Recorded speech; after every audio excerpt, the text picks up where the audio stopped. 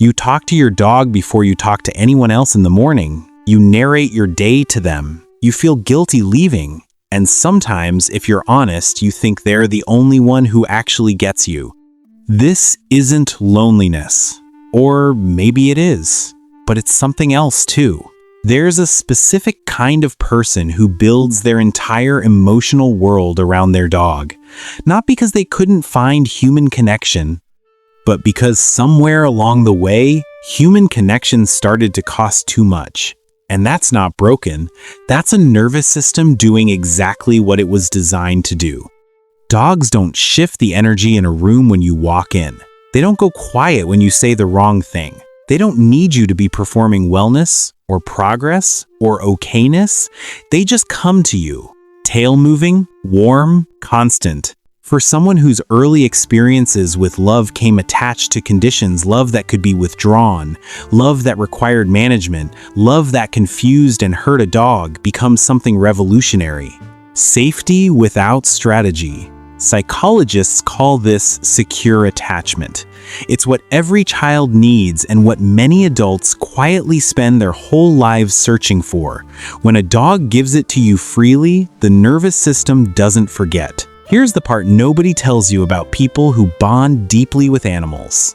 It's not avoidance. It looks like avoidance from the outside, but on the inside, it's practice. It's the body slowly remembering what it feels like to be loved without bracing for the catch. Think about what happens in your body when you come home to your dog.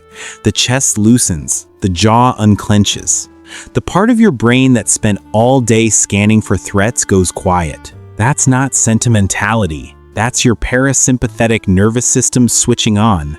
Your dog has become a physiological cue for safety. And when you've lived with a nervous system stuck on high alert, maybe from childhood, maybe from a relationship that rewired you, maybe just from the accumulated weight of being a person in the world, that cue becomes irreplaceable. The dog isn't a substitute for human connection. The dog is the thing that makes you feel human again. It changes as you get older though. At 20, your bond with your dog might be companionship, simple, warm. At 30, after loss or disappointment or the slow drift from people you thought were permanent, it becomes something else, an anchor. The one consistent thing in a life that keeps rearranging itself. At 40 or after grief or after the kind of loneliness that nobody posts about, the dog becomes witness, the keeper of your ordinary days, the one who saw you at your worst and stayed anyway. The behavior doesn't disappear. It deepens. It means more. That's not regression. That's the self knowing what it needs. There's also something about control, not the bad kind, the necessary kind. When the world feels chaotic, career uncertainty, relationship ambiguity, the noise of expectations you didn't choose, your dog gives you something you can actually do. Feed, walk, love, repeat. It's a loop you can close, a need you can meet, a relationship where the rules are simple and the feedback is immediate and honest. Psychologists sometimes call this behavioral activation. But you don't need the term. You already know the feeling. You feel useful. You feel needed. You feel like you're doing something right. That's not a small thing.